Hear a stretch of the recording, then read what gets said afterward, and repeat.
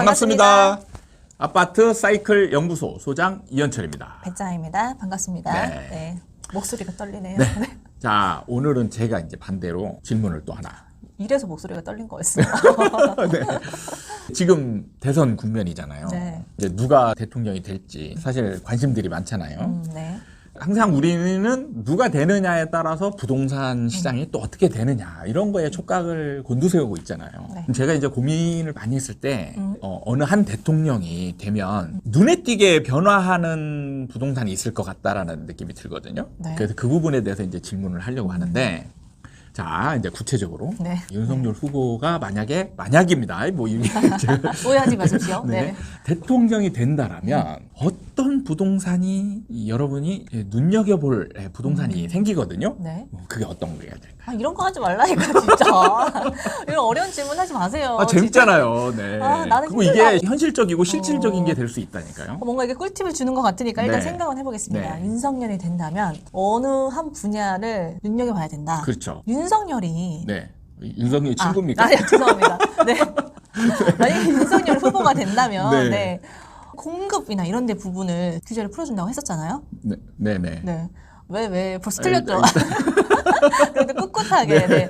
이 재개발이나 재건축 이런 거 있잖아요. 아. 완화시켜준다고 했잖아요. 네. 그러면 우리는 이제 재개발, 재건축 하는 데를 달려가야죠. 목 좋은 데를 자리 잡고 있어야지. 아닌가요? 네. 이제 기대하지도 않아서 별로 실망한 눈빛도 없네요. 뭔가 그럴듯한 얘기이긴 한데 그럴듯하면 네. 정답이지 왜 아니죠? 사실은 항상 그 재개발 재건축 우선순위가 뭐냐. 만약에 시장이 하락하는데 재개발 재건축이 진행되면 얘만 올라갈까? 이제 그렇지 않거든요. 처음에 좀 올라가겠죠. 그러니까 그거는 오히려 이럴 때 사면은 물리는 거지. 어차피 재개발, 재건축은 멀리 봐야 된다고 했잖아요. 정말 오래 보면은 근데 하락하는 동안에는 굉장히 힘들 수 있으니까 오히려 더 많이 떨어질 수 있거든요. 그럼 그 말은 이 하락장에도 불구하고 눈여겨볼 만한 곳이 있다는 말씀이신가요? 그렇죠. 네.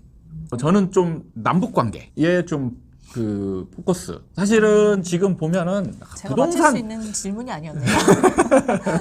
부동산 정책은 이재명 후보나 뭐 사실 윤석열 후보나 지금 뭐 이렇게 구별하기가 힘든 이게 그쵸. 공약만 보면 비슷해요, 이게 네. 어느 당 후보의 공약인지 구별하기도 참 힘들 만큼 이제 비슷하게 나오고 있잖아요. 네. 근데 이제 극명하게 갈리는 거는 사실 남북관이거든요. 얼마 전에 이제 얘기했던 것들을 추려보면 윤석열 후보 같은 경우는 예를 들면 북한에서 지금 핵무기 이런 것들이 만약에 남한을 겨냥하는 것 같다. 그러면은 어떻게 해야 되냐? 선제 타격을 한다. 이런 얘기를 했습니다. 강하네요. 그렇죠. 북한과 민주당은 원팀이다. 뭐 이런 얘기도 했었고. 그래서 보면은 느낌이 지금 윤석열 후보가 되면 남북 관계가 경색이 될 가능성이 제가 볼 때는 좀 높다라고 봐지거든요. 네. 그러니까 북한을 바라보는 시각을 어떤 평화적인 대화로 풀어가는 것보다는 어떻게 보면 좀 약간 힘으로 누르거나 아니면 이제 그 제재를 더 강하게 해서 핵무기를 포기하게끔 만드는 그런 정책 쪽으로 이제 우선이 되면 문제는 이제 북한이 가만히 있지 않을 거라는 거죠. 네. 그러니까 옛날에 박근혜 정부 때 막 좀 불안 상황이 막 국지적으로는 막 총격도 가고 막 이런 상황들이 이제 벌어졌었는데 좀 비슷한 상황으로 갈 가능성도 있다라는 예상을 해보고 네, 남북 관계가 지금 같은 그런 분위기는 아닐 거다. 그렇죠. 그럼, 문제가 네. 뭐냐면 통일 분위기가 막 이렇게 올라갈 때는 우리나라 북쪽 땅들 얘네들이 이제 막 가격이 막 올라가잖아요. 네. 이게 경색될 때는 그동안에 올랐던 땅값들이 이제 쭉쭉쭉쭉 빠질 가능성이 있죠. 네. 그럼 이때 윤석열 후보가 만약에 된다라면 이제 제가 볼 때 남북 관계가 경색이 될 가능성이 민주당이 잡을 때보다는 좀 커질 가능성이 많다. 이렇게 보고 그렇게 되면 초창기부터 이제 땅값이 좀 빠지게 되겠죠. 그렇다면은 한 이제 4, 5년 차쯤 이때가 제가 볼 때 투자 적기지 않나. 그쪽 땅의 제일 큰 이슈는 이 남북 관계이기 때문에 통일 가능성이 좀 생긴다. 그러면 이제 땅값이 올라가는 거고 네. 통일 가능성이 없이 전쟁 약간 분위기가 생긴다. 그럼 거기 땅값이 꺼지는 거죠. 네네네. 그러면 지금 윤석열 후보가 되면 네, 분위기가 약간 냉랭해지는 바람에 네, 네. 이게 땅값이 하락을 한다고 했는데 그렇죠. 이런 당의 예. 결정되는 거에 따라서 지금 흔들리는 거잖아요. 네. 근데 그 후에도 네. 같은 당이야. 네. 그럼 한없이 추락인 건가요? 그 부분에 대해서 지금 약간의 추세로 보면 어느 한 당이 네. 10년 이상 잡은 적이 없거든요. 보통 보면 이제 길어야 10년. 그럼 예를 들면 윤석열 이제 후보가 당선이 되면은 그 다음에 국민의힘이 한 번 더 될 수는 있죠. 네. 근데 그때쯤 되면은 사실 여기서 더 하락하고 할 가능성은 많지 않다라는 거죠. 왜죠? 그게 남북 경색 관계를 이렇게 그 분위기를 악화시켰으면 여기서 더 악화시키면은 진짜 전쟁이 되는 거거든요. 네네. 그리고 미국이 네. 사실 이런 걸 바라지도 않을 거란 말이죠. 네. 끝까지 갈 수는 없다. 그렇죠. 이게 이게 전쟁 위기까지 가는 거는 정말 서로 위험한 분위기 때문에 네. 어느 정도 경색이 됐으면 같은 당 보수 정권이 잡더라도 여기서 더 경색되게 만들기는 어렵다라는 거예요. 그렇게 되면 이제 어느 정도 그냥 유지될 수 있는데 사실 이때쯤이면 땅값이 조금씩 올라갈 수도 있는 부분이라는 거죠.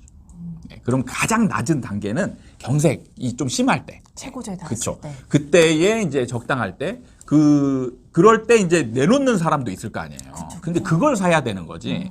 분위기가 조금 안정화되면 굳이 팔 필요가 없잖아요. 땅 가진 사람들이. 사실 땅 가진 사람들은 굉장히 길게 보고 이제 투자를 할 거 아닙니까? 사실 분위기가 굉장히 악화될 때 땅을 누군가는 팔려고 하는 물건이 하나둘씩 생기는 거지. 네. 어느 정도 안정화 흐름에서는 나올 가능성이 없기 때문에 그런 것까지 이제 생각을 해서 사두고 그다음에 이제 기다리면은 언젠가는 이제 당이 바뀔 가능성이 많은 거죠.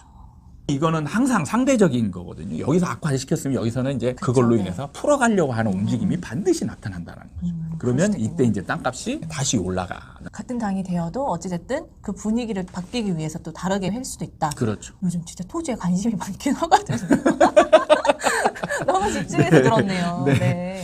저 솔직히 그쪽은 아예 네. 생각도 못 했는데 네. 대선에 누가 되느냐에 따라서 그 흐름이 바뀐다는 걸 들으니까 그것도 기회가 될 수도 있다고 생각해요. 사실 땅 투자가 좀 어려운 측면이 뭐냐면 뭔가 개발이 되어야 이제 네. 땅값이 올라가는 측면이 있거든요. 개발이 안 되는 데들은 정말 진짜 막 몇십 년 돼도 안 오르는 데들이 수두룩해요. 그래서 여러분들이 이제 땅을 투자할 때 사실 어떻게 보면 개발이 될지 안 될지 뭐 이제 내부 정보를 가지고 있지 않는 일반인들 입장에서는 이 개발을 기대하고 사는 거는 단기간 안에는 거의 불가능하단 말이죠. 그래서 그냥 묻어두자 그냥 네. 이런 식의 투자를 이제 계획하는 분들이 많은데 그거는 이제 개발 가능성이거든요. 사실 이런 거 남북 관계에 의해서 확실하게 움직이는 것들 같은 경우는 사실 여러분들이 조금만 관심을 두면 충분히 예상할 수 있는 거라는 거죠.